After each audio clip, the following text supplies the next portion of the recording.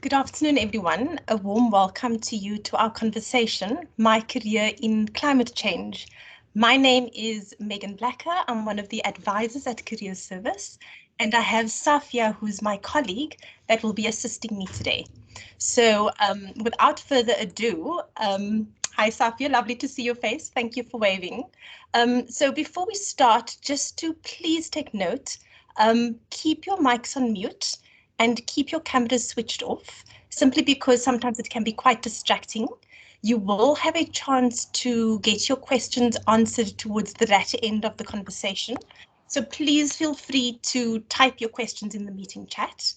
And before we actually start, I'd like to tell you a little bit about some of the events that we're going to be having. So tomorrow for our science students, we actually have a CV lab specifically directed to you. So please feel free to book with the My Career portal. Safia will be putting down some of the links in the meeting chat for your convenience. And then also on Monday for our humanities students, we have options with your humanities degree. So please feel free to check that out. On Tuesday is the closing date for the final interview, the virtual MIP interview program. So for those final year students who are wanting to practice the interview skills, please don't forget to register. We also have a webinar targeted towards applying for leadership positions on that Tuesday. And then Wednesday is the applying for postgraduate studies. And Thursday next week, we have another career conversation for those of you that might be interested in social justice. So I think that's it from me. Without further ado, I would like to ask our panelists to please switch on their cameras so that I can introduce you to our students. So a warm welcome to all three of you. Thank you for taking the time to actually engage with our students. It's really appreciated.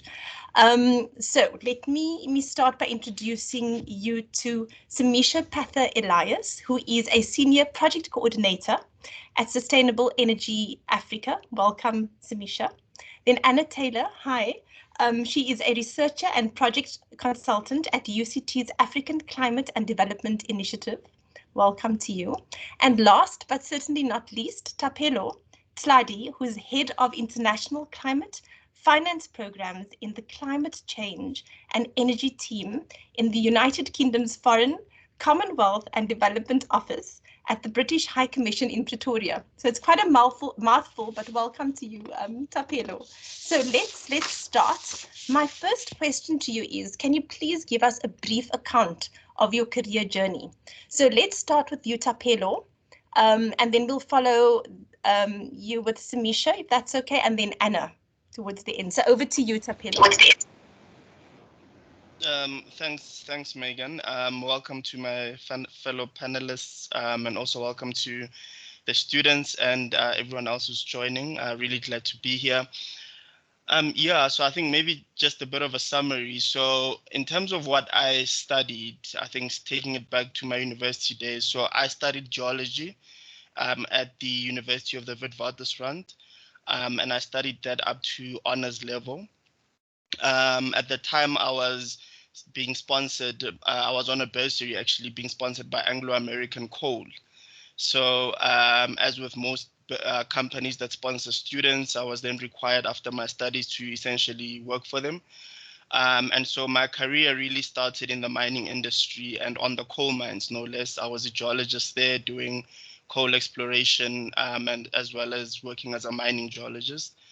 Thereafter then, doing a master's was always part of the plan. And I think thereafter then I decided to pursue a master's opportunity, which kind of landed on my desk at the time, an opportunity to actually receive a master's scholarship from the French government, which I did. And I got a master's scholarship to go do a master's in international energy at Sciences Po. That's the Paris School of International Affairs. And the master's really covered energy, sustainable energy, really climate change policy and economics, and I think quite broad topics in sustainability.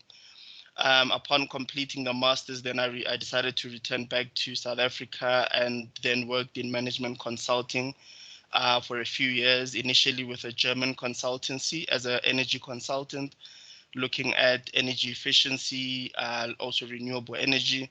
And then after that, with a South African consulting firm called Ecometrics Africa, where I think the focus of the sort of work we're doing and the clients who are serving were broadly in the sustainability field, climate change, green economy, so water, energy, waste, so quite broad sustainability topics. And then after that, I've always wanted to actually go into more of an international development career within the climate space. And that's kind of how I've landed up at the British High Commission, where I essentially head up all our programmatic work. So that means all the climate change and energy programs between the UK and South Africa, which are mainly technical assistance and capacity building programs within climate change and energy. And these are programs that are funded by the UK and that serve South African stakeholders from national government departments to municipalities. So all the South African stakeholders I work with on the climate change programs I lead are mostly in South African government. So that's kind of how my journey has panned out. Yeah, I think let me pause there and allow my panelists to come in. Thanks, Megan. Thanks, Thapelo. Yeah, we'll spend a little bit of time finding out exactly the day-to-day activities that you're involved in. So thank you so much for that. Definitely sounds like a journey. So Simisha, over to you, please. Thank you, Megan. And yes, thanks very much for the opportunity to discuss my career pathway.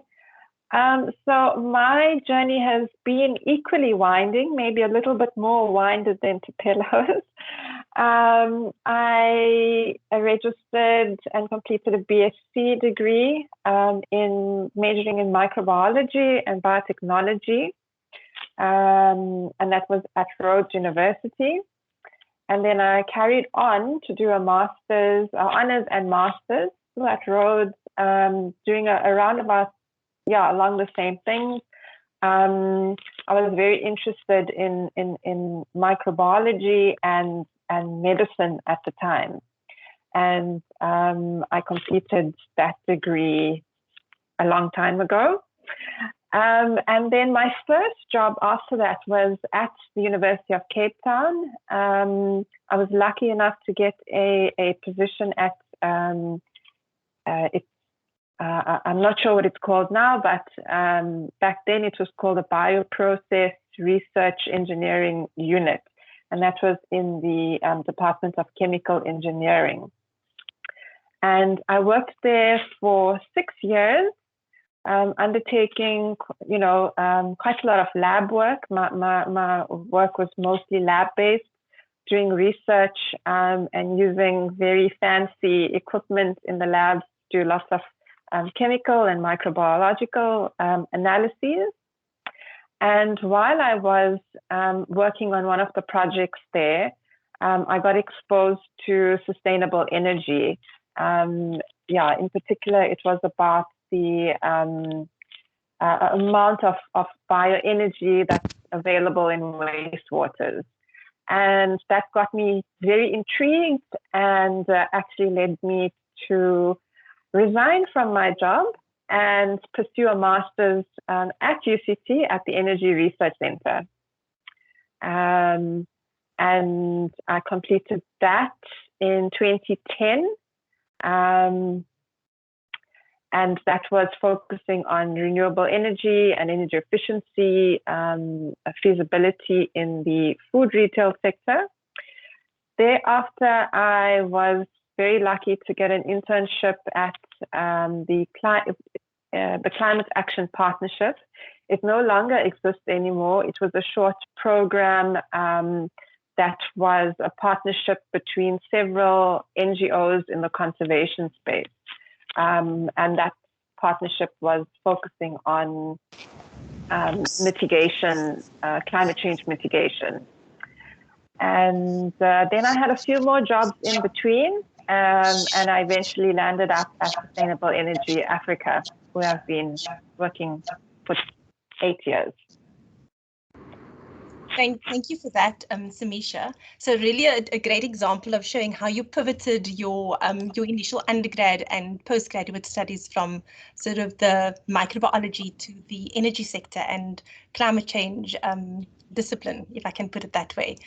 So thank you. Over to you, Anna.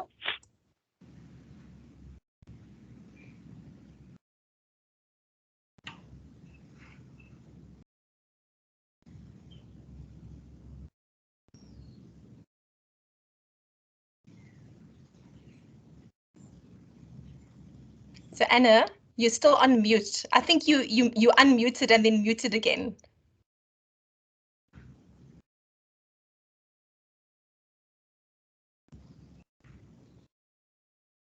Is it coming? Perfect. Oh, there we go.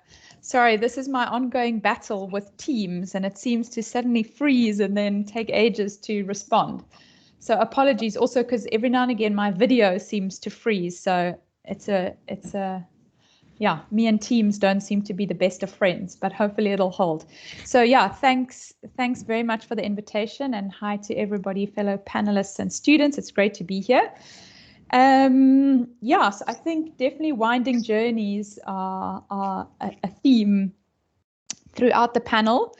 I did my undergrad up to honors level at UCT and did a BSc in oceanography and environmental and geographical science. And then straight after that, I was lucky enough to get a few little opportunities to work as a research assistant. There's a research group in the Environmental and Geographical Science Department at UCT, EGS for short, called the Climate System Analysis Group. So when I was doing my honors, I did some work for them on a project. And then just after my honors, I got a short contract actually with the Western Cape Government Department of Health to do some work around looking at fire risk. So my focus through my honors had become a focus on climate risk, understanding different kinds of localized climate risk, particularly around water, both flooding and water scarcity, and to some extent around fire risk linked to climate conditions as well. So after that, I was lucky enough to spend a bit of time overseas, and I actually got a job with the UK group called Mad Venturer, who organize these kind of programs internationally to enable UK university students to go and travel and learn about different parts of the world. And so I went to West Africa, to Ghana, to coordinate projects and receive groups of UK university students in Ghana and do kind of community-based work in sort of rural Ghana, and then take them on a kind of overland trip through Ghana, Burkina Faso, and Mali that ended up in Timbuktu. So those were really exciting times, and I realized that sort of international exposure was really, a privilege, and I learned so much just being in different parts of the world. I know with COVID, that's a little bit more difficult these days, which I think is really tough for new graduates. But I was lucky enough to, go and be in some different contexts, which really opened my eyes. And then I came back to South Africa, and I got an internship with the Environmental Monitoring Group. I'm just checking, can you still hear me? Because I see my video has frozen. Yeah, you can hear me. We can, thank you. I'll turn that on off again. An internship with the Environmental Monitoring Group that does kind of community-based work on environmental issues. And then another sort of research assistant position at something called South North, which is an international network of organizations working on climate issues. So all of that to say, like these small opportunities just to get to learn about different organizations, the work that they do, kind of help out on different projects. I think that definitely, that work experience helped me to refine a little bit where I was going and sort of get a foot in the door. And then after that, I spent 5 years working. Actually, then I went back to the UK and was lucky enough to get a job at a It's called the Stockholm Environment Institute. So it's kind of a big global think tank around sustainable development, sustainability issues. That's mostly funded out of Sweden, but they have these offices internationally, and I worked in the one in the UK, focusing on climate vulnerability, climate risk assessment, climate adaptation planning, and again, lucky to have a lot of international exposure. So that at that time, because of the big climate kind of conventions and the work of the United Nations framework on climate change, countries were, particularly what are under the climate convention called least developing countries, were having to develop these national climate adaptation plans. And so people like the Stockholm Environment Institute were asked to support national governments develop these climate plans. So that was an incredible opportunity to go and do training, for example, in Nairobi at the UN office for different countries working on risk assessment and adaptation planning. So I really got to learn a lot about how the kind of international system works. And then I came back to Cape Town and got stuck into my PhD. Because at that point, I realized that I didn't really set out, I didn't think I was going to be an academic, if that makes sense.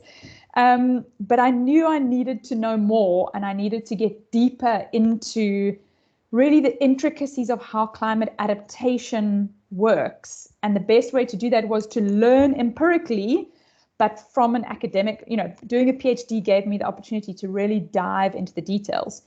So you'll notice one unusual thing about my winding journey is that I actually skipped doing a master's, which was kind of weird, but there's a way that if you have enough kind of research relevant work experience, you can submit like examples of writing that you've done and various things to kind of qualify to go straight into a PhD. So I dived in the deep end. And what was unusual about the PhD process was that it was on a program that was a partnership between the University of Cape Town and the City of Cape Town local government. And so I was actually, as a PhD student, like seconded into the city government to go and work on their climate adaptation planning and policy process. And so it was a real hybrid of like academic research and government policy work, which suited me very well. And then after doing that, I came back into UCT, and I've since done a postdoc back with the Climate System Analysis Group, which is in the EGS department. And there I coordinated a bunch of other embedded researchers working in other cities across Southern Africa, doing similar stuff to what I had done in my PhD. And then now I work with the African Climate and Development Initiative at UCT as a research fellow. So that was kind of the next step in my academic journey. But I'll pause there because I know that's the next question. Thanks, Anna. The Mad Venture sounded really interesting, I must say. So let's jump into our second question. Can you tell us about your current organization and exactly what your job entails? So I think let's start with Simisha this time, and then Anna, and then Thapelo. So over to you, Simisha. Thanks, Megan. So as I mentioned, I work at Sustainable Energy Africa. I'll post the link in the chat later, so you can look up more about our organization. It is an NGO that's been in existence for 20 years. And in fact, it was the first NGO in South Africa that was established to support local governments in South Africa on transitioning to a low carbon pathway. And in fact, my organization was actually born out of the Energy Research Center, and it's enabled more practical work to be done and source external funding as well. So the majority of our funding is from international, it's donor money from international countries, and it's a very small organization. There's 15 of us, and we have a very flat structure, which means that we all do the same work as everyone else. There's just a little bit more level of competency and responsibility. But basically what I'm involved in is working with cities. I mainly work with cities in South Africa, but I have supported other cities in the rest of sub-Saharan Africa. And we help them with any kind of research that is needed, a large degree of capacity building. We support them on strategy development, and we convene a very large network to bring local governments together to discuss and forge ways about how they can. We don't speak about low carbon transitions anymore. Now we speak about net zero carbon. So that's basically what we do. It's very practical. It's we've got because we work with local government, we've got to be very diplomatic about how we work. We are an advocacy organization, but we have to be very strategic and be very encouraging rather than tearing organizations or governments or countries down, but more we work in a very supportive way to enable governments to actually embrace these new climate change actions, which they need to do, build a capacity for them to do it themselves rather than outsource it to organizations like us or consultants, take responsibility and actually implement it. So now we're working on implementation at scale and in the time frame that is needed. And while it's very exciting, it comes with quite a lot of challenges. Thanks, Megan. Thanks, Simisha. It sounds like a really interesting work that you do, despite those challenges. So great impact, when you get and kind of have that social impact and climate impact that is necessary. So thank you for that. So over to you, Anna. Thanks very much. And it's actually great to follow Simisha because in some ways we do similar work, but Simisha on the mitigation side and me on the adaptation side, and me coming with a base from academia and as opposed to Simisha with a base in more the NGO non-governmental world. So it's kind of interesting seeing the parallels. But so my current role is as I said, based I'm working as a junior research fellow at UCT's African Climate and Development Initiative, which is this, I think it's actually now technically an institute in the UCT kind of architecture, but it was something that was created, I don't actually know, probably about 7 years ago, something like that, to try and sit above the faculty structure to integrate across all the departments that are doing climate and development related work. So bringing together the sort of energy mitigation stuff, the adaptation, the more technical science, engineering, but with the humanities and social science work. So it's wonderful to sit in that kind of position at UCT because my own work is very much about bringing different kinds of knowledge together to address problems that none of us can tackle, from our individual organizations or disciplines. And so, I mean, as a junior research fellow, it's an academic post.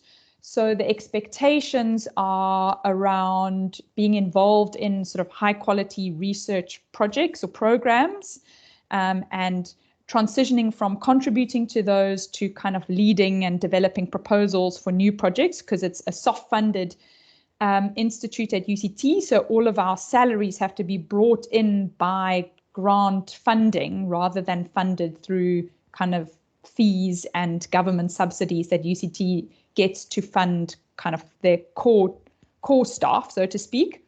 So as a soft-funded researcher, it's all about doing good research that can attract like the next round of funding and the next kind of big idea. And obviously linked to that is writing, is publishing. So partly getting the kind of the credentials to bring in funding, you have to have a good publishing record, which is the kind of classic academic currency.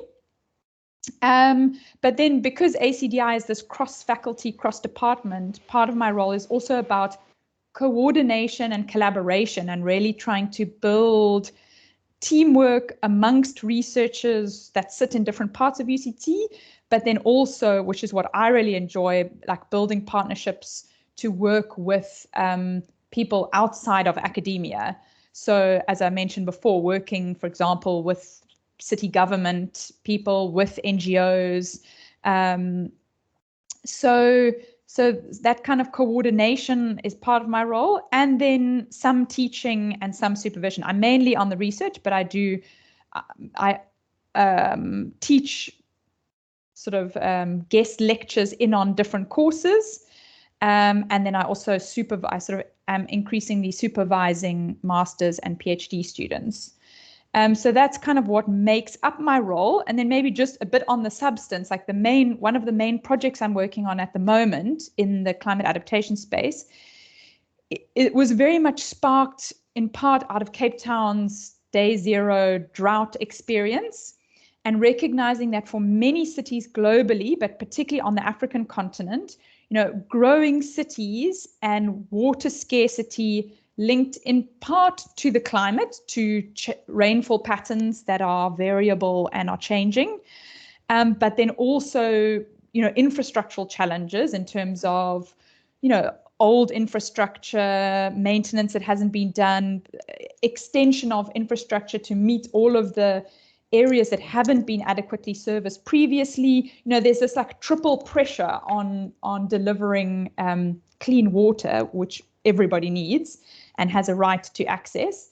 And so I'm working on a project that's funded by the Water Research Commission of South Africa, looking at focusing on Cape Town and Nelson Mandela Bay, which is like the Gqeberha, Uitenhage kind of area, and looking at how sort of water balance models that understand the different places from which cities source their water, with the growing reliance on groundwater, in addition to the dams that we've previously been reliant on, the surface water that we've been reliant on, how we sort of adjust our governance systems to bring in the sustainable management of groundwater when previously they've been designed really to manage dam infrastructure. And so really trying to take a more participatory approach, getting everybody more aware of where our water comes from, around sustainable usage, around blending different sources of water. So that's kind of just a flavor of the kind of project work that I'm involved in. So I'll stop there. Sure, Anna, thank you for sharing that with us. It seems really interesting. So yeah, let's go over to Thapelo, because I'm just watching the time as well. Yeah, thanks, Megan, and thanks, Anna and Simisha. I think, and to summarize really what my role is, irrespective of my title, I'm really more of like a program portfolio manager. So I basically manage a number of programs and oversee a number of programs. But let me start at the macro level to kind of help you make sense of my role. So I work at the British High Commission, as Megan had said in her introduction, which is essentially the British Embassy here in South Africa. And I work within the embassy, and this goes for all British embassies around the world.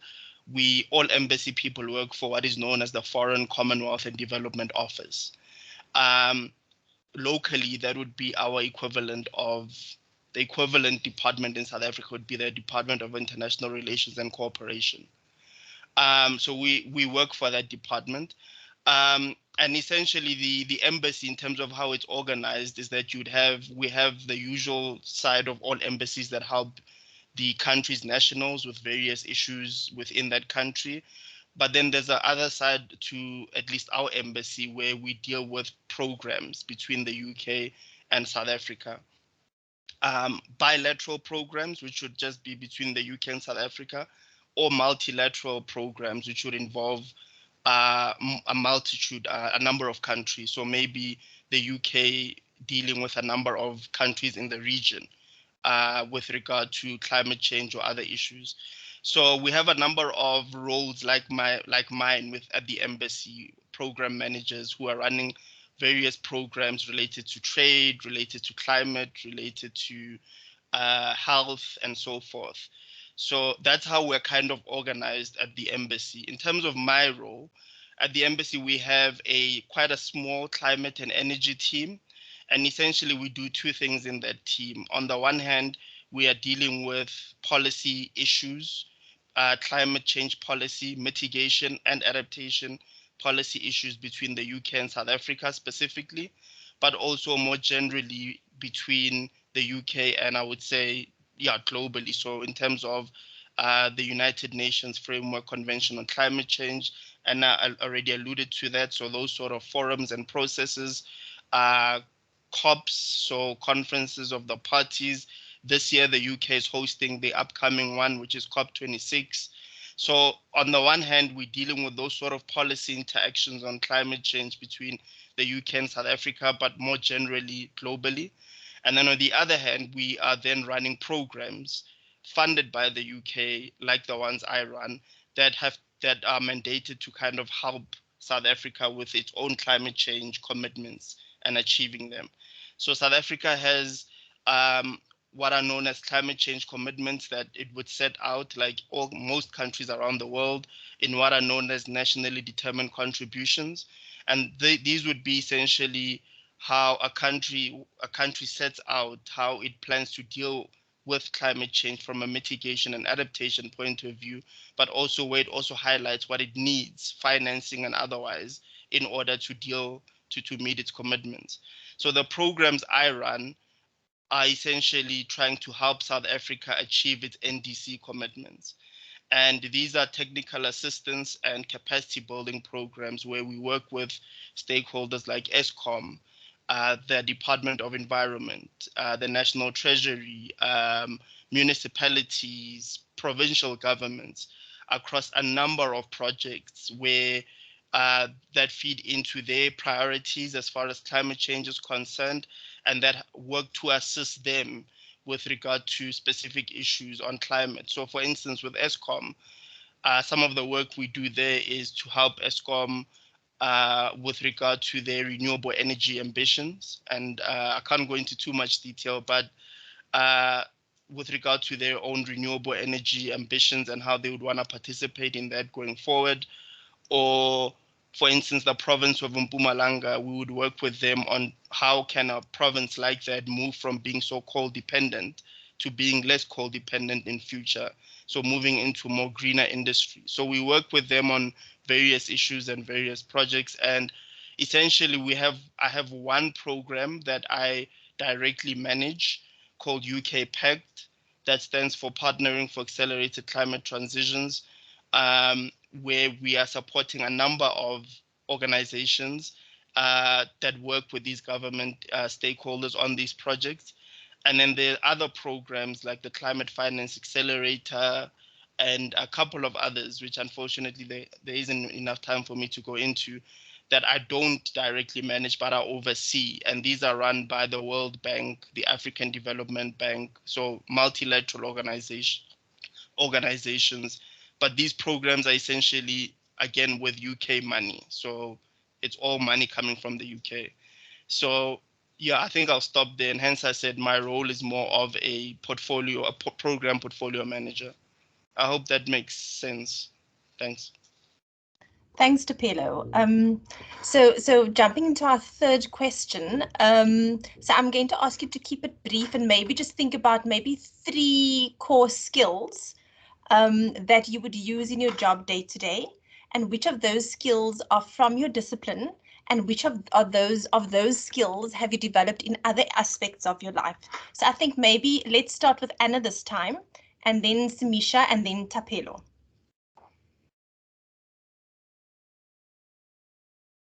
Over to you, Anna. Muted. Battle. Am I coming through now? Yes. Yes. Okay, so top 3, sure. I had written down 13 skills, so I'm quickly trying to decide which ones to pick out on. Do you know, the first 2 I had, which I will stick with, is the skill of learning, and learning all the time and as fast as you can. You know, that is a real skill that I think it's important to understand yourself, understand how best you learn, and then work at that kind of openness and appetite for taking on new information and new knowledge and new skills as you go, because that's like the name of the game, is how much you can learn and adapt as you go through your career. I think the second skill is really the people skills side of it. In my experience, building your I don't like calling them soft skills. I know some people soft skills, but your people skills of how to engage effectively with people, how to be empathetic to what other people are trying to get done and how you can help them do that, to how to work, how to work well as a teammate, as somebody that people can kind of rely on and turn to when they get stuck in their work. How to support and supervise other people and help their learning journey. I do a lot of qualitative research, so partly it's about, knowing how to interview people effectively. But then it's also about how to be able to receive support effectively. It's a two-way street. So being a good people person also helps other people help you, which is actually an important part of a career. And it may be in a sort of a professional sense, but also in a personal sense, from extended family members helping with childcare so that you can go to a meeting or whatever the case is. You've got to really know how to, help each other, have the people skills for that. And then the third one I would pick out, maybe from my being in an academic position, is writing skills. It really relies on knowing how to write kind of crisp, clear reports, emails, proposals, journal articles, book chapters, lots of different kinds of writing.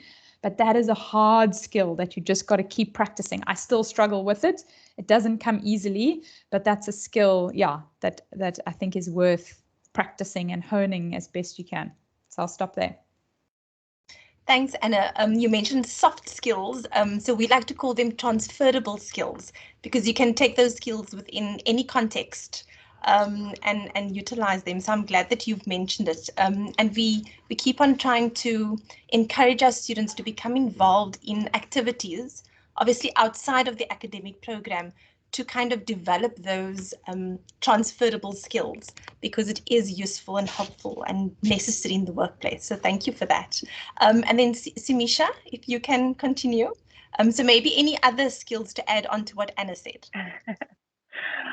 So thanks, Anna, for mentioning those 3 skills, because I think they're absolutely vital. And I think people, especially you come out of university not knowing how to handle yourself in a work environment, and you don't really have a good idea of what those skills. You haven't really practiced them in tertiary education. So and you're absolutely right. It's something that you continue to learn and grow, and you adapt as a person with the person that you're working with. So I'm not going to talk about that anymore, but what I wanted to say is that for my job, you definitely need a very good combination of technical and non-technical skills. So the non-technical, some of which is what Anna has discussed, in my job particularly, because we work quite a lot with in a bureaucratic space. We really need to know how to build partnerships, but I think that is key in whichever field you're working with. Climate change is quite a multidisciplinary field, so you need to know whether it's technical or non-technical, you really need to extend yourself in all directions, and you don't really specialize. There are particular jobs in climate change where specialized fields are necessary, but it's very important to have a very good grasp of the developmental issues, especially for a country like South Africa. You can't just go in knowing your energy values and kilowatt hour per meter squared kind of thing. You really need to know what's happening on the ground and what your work actually means in the space. The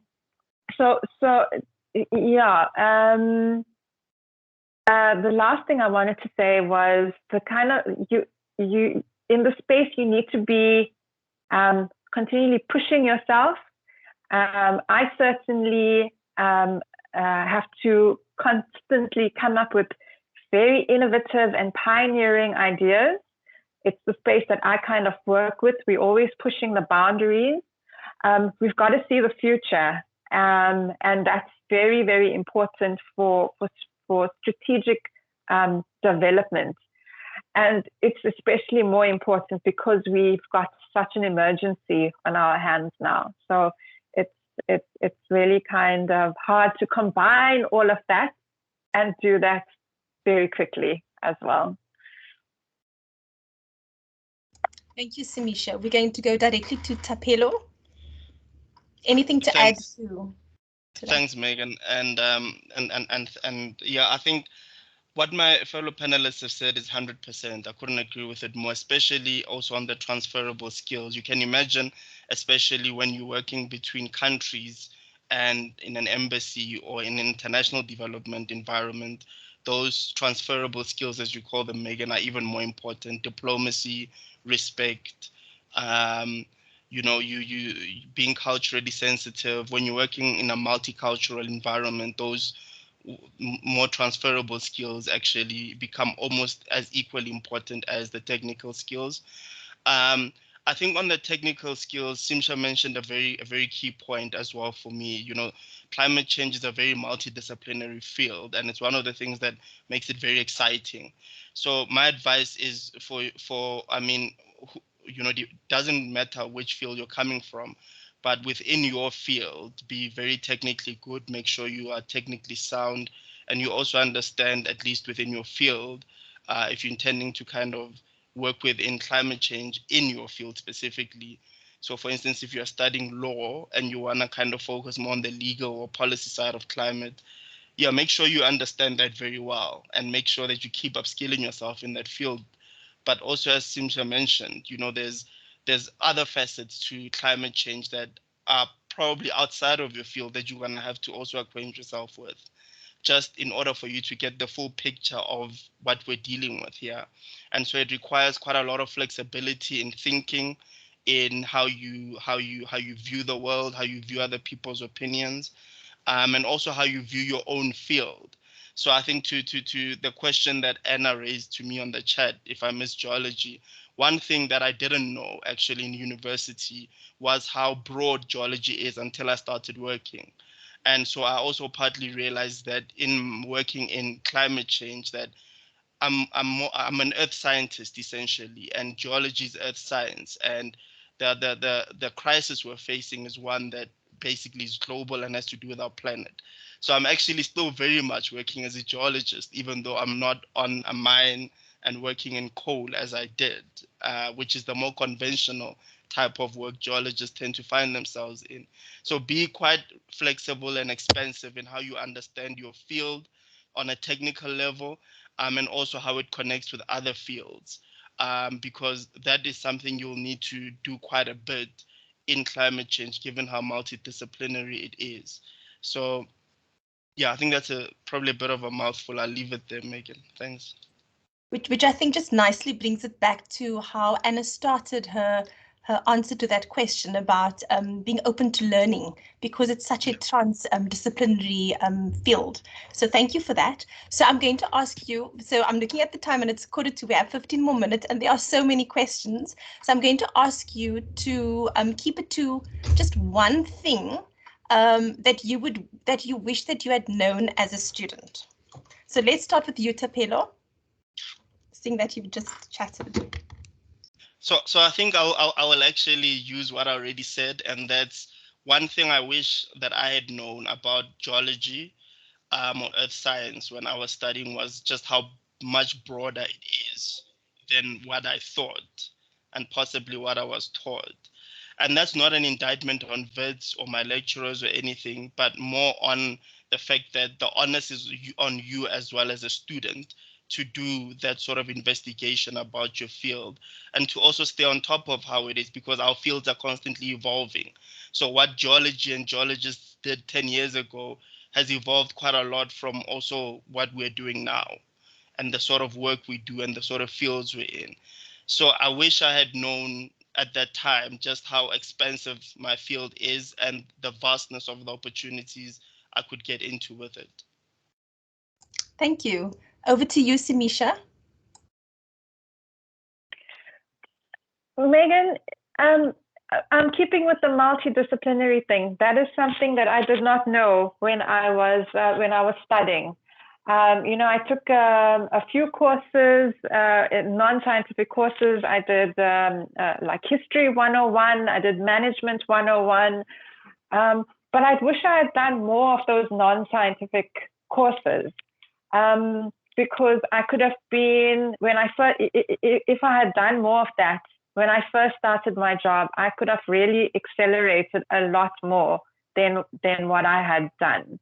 And I really had to do a lot of self-learning when I was doing my internship, even in my junior years. Learn all these different areas, and I see that there's so many questions, and I really wish we could answer them. I see one of the last ones is about, is there a need for field in humanities, international relations, geopolitics? Absolutely. We need everybody. We need artists. We need mathematicians. We need philosophers, historians, engineers. We even need doctors to be, very important is the people in the marketing space, because we really need to get our message across. So that's all I'm going to say. Thanks. Thank you, Simisha, for because it's multidisciplinary or transdisciplinary, actually it means that it opens itself up to all of the disciplines actually and all of the different faculties. So over to you, Anna, and then we'll move on to the questions. No, I mean, I think this theme is critical. And also when I was a student, I had no imagination that there were roles that were kind of, bridging people, boundary spanning people whose role it is to try and weave together what different people are doing. And so I never imagined, as a student that was possible. But actually in the climate space, that's what a lot of the roles are, which I think is very exciting. And then just to relate that to kind of a hard skill in a way that I'm not sure I could have known it as a student, but I would have tried to develop quicker my practical skills of like time management and understanding budgets and how you sort of motivate for and allocate resources, because those two things are like the bread and butter of getting work done that every job requires, but it's not the focus of most sort of the content of university degrees. So if you can practice and do online things that give you tips and tricks for time management for yourself and when you're working in a team, and budget related things, those are very good tools to have in your toolkit along with your technical, and I guess it fits into those transferable skills kind of category.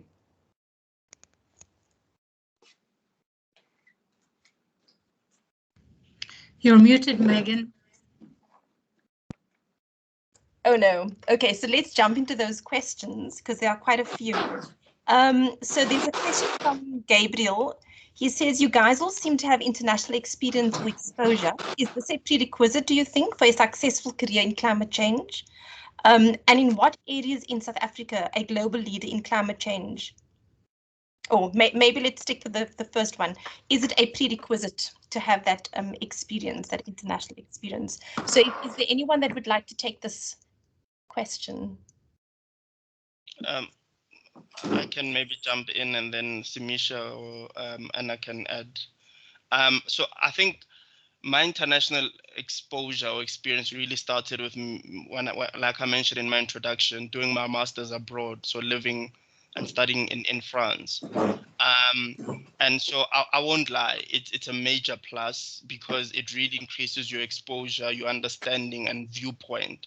And because I studied in such a multicultural university in my master's program, you also interact with similar people from across the world.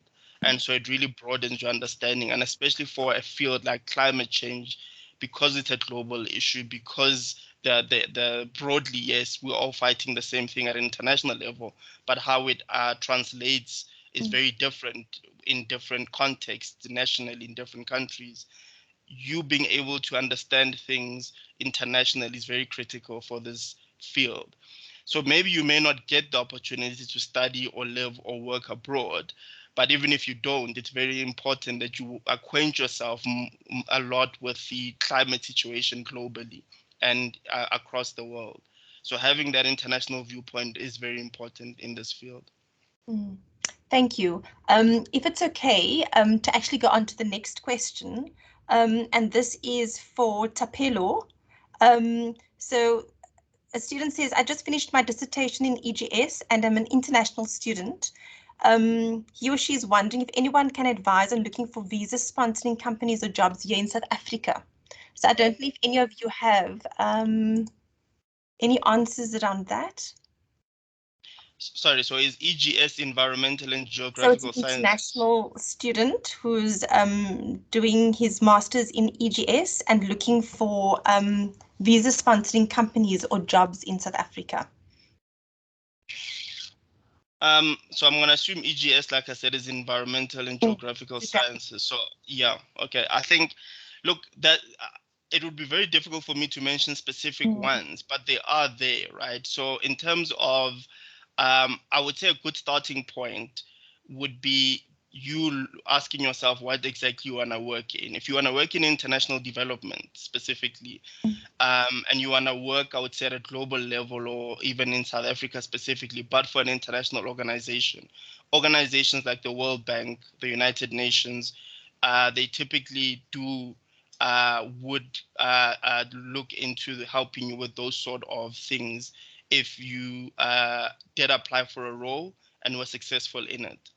But I should also mention it becomes increasingly tough with those sort of things because a lot of organizations, it's usually quite an expensive process for them, and they often have to motivate, for instance, why they need to take you instead of maybe someone local who doesn't need visa sponsorship over you. So I think there are those opportunities. It's just hard for me to mention them, but also be conscious that there aren't a lot of them, and because of what I just mentioned, that organizations, it's an expensive process for them, and they also need to consider locals who don't need those sort of requirements. But I'm happy to take that one offline, Megan, with whoever asked it, and I'll give my details at the end of this so that they can contact me directly.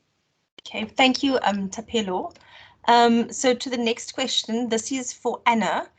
Does the ACDI accept undergraduate interns, or do the panelists know of any other organizations that accept undergrad interns? Yes, ACDI does have an internship program and it doesn't exclude undergrads. It's more about finding a match for an internship to work. It's really about finding a supervisor who can facilitate your internship. And partly that's about finding a good match between trying to be a bit specific about what area of work you're interested in, and then it'll be easier to match up with somebody who will sort of be your go-to person.